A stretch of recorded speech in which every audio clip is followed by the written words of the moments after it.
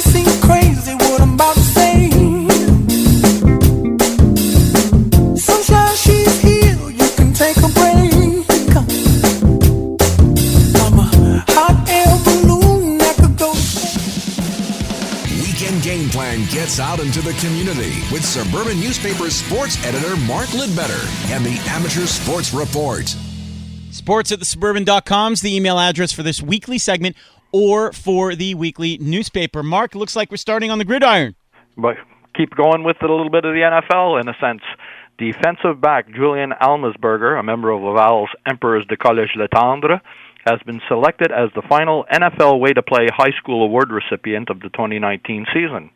The NFL Way to Play was created in conjunction with NFL legends to promote proper playing technique across all levels of football, and the 2019 season marks the second year of NFL Way to Play and the first of the NFL Way to Play High School Award seasons. Now, through this initiative and in partnership with Huddle, H-U-D-L, I guess is the way they spell it, one high school player was honored each week during the regular NFL season for displaying exemplary football technique.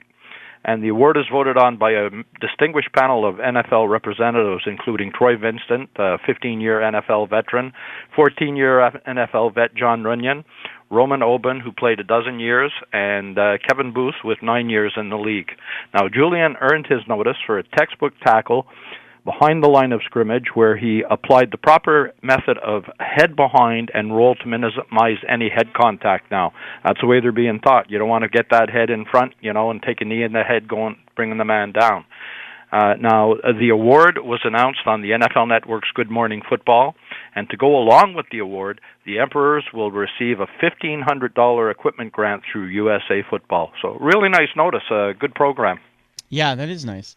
Meanwhile, on the ice, not hockey. Yeah, one of my favorite sports, actually, ringette. All this week, the Beaconsfield-Crooklyn Ringette Association has been busy with their annual tournament, and this has been a yearly tradition for BKRA going on 40 years. And the organization will take time to reflect and celebrate. Tonight at the Kirkland Arena at 8 p.m., there will be an alumni game, and one of the returning players will be Lise Durante, who played in the very first BK tournament.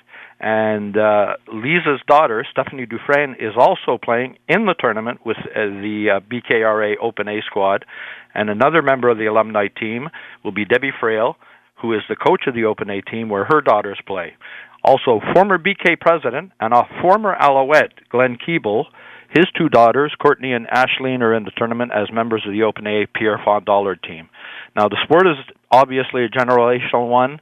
In this instance, passed on from mothers to daughters for the most part. Games are going to run all day today at Kirkland and Beaconsfield arenas, and they'll finish up tomorrow with the championship games. So congratulations to BK. They've been around a good long time. Yeah, absolutely. Nice cooperation, too, between the different municipalities there. All right, Mark, you wrote it down. You think it's clever, so go ahead and say it.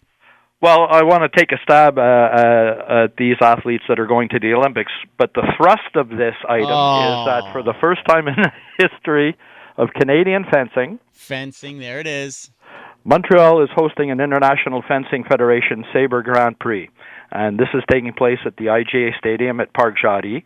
It started yesterday and runs until tomorrow, and this event is a major step in qualification for the Tokyo 2020 Olympic Games. And since this is the last major event for Olympic qualification, about 350 saber athletes from more than 40 foreign delegations are in town to protect or to attempt to obtain one of the few places available to compete in Tokyo. Now, today, starting at 9 a.m., will be the women's sabers qualification rounds, followed by the direct elimination rounds of the men's saber in this afternoon at 6:15. At 2:40, and at 6:15, the men's quarters, semis, and finals will be held. Then on Sunday morning at 8:40, the women direct elimination matches will be followed by the quarterfinals, the semis, and the finals starting at 2 p.m. So just hope not to fall on my own sword with this one, but I thought it was a good piece. All right. And finally, as Dave's chuckling in the background here, this is an interesting one. I may take this in this weekend. This is exciting. Yeah, Montreal will host the first ever Four Continents ISU Championships of short track speed skating, in men's and women's skaters from America, Asia, and Oceania will do battle at the venerable Maurice Richard Arena. Now, yesterday was qualification today, and today after the opening ceremonies at 1:45, there'll be a non-stop action until the Wild and Woolly finals of the 500-meter races taking place at 4:50. And Sunday slate will feature individual distances and the relay events, which are real. I mean, those to watch. Talk about controlled confusion. Yep. You know, out there pushing your partner on, and you got to time everything. And that'll feature, by the way, this weekend, Kim Boutin, who was obviously a multiple medalist at the recent Olympic Games. Mark, I every time this sport comes to town, which isn't every year at this level, I always say, I got to go see that because it's the most exciting thing. Forget hockey. It is the most exciting Olympic sport to watch on television. You just never know what's going to happen. It's really crazy. So people can come and see this, right, this weekend? Yeah, there is admission charges. I mean, they can check it out online through Speed Skating Quebec by Googling that, or Speed Skating Canada. All the information is there. But listen, you know, these are accidents waiting to happen. Yep. I've been there. I've covered it. Yep.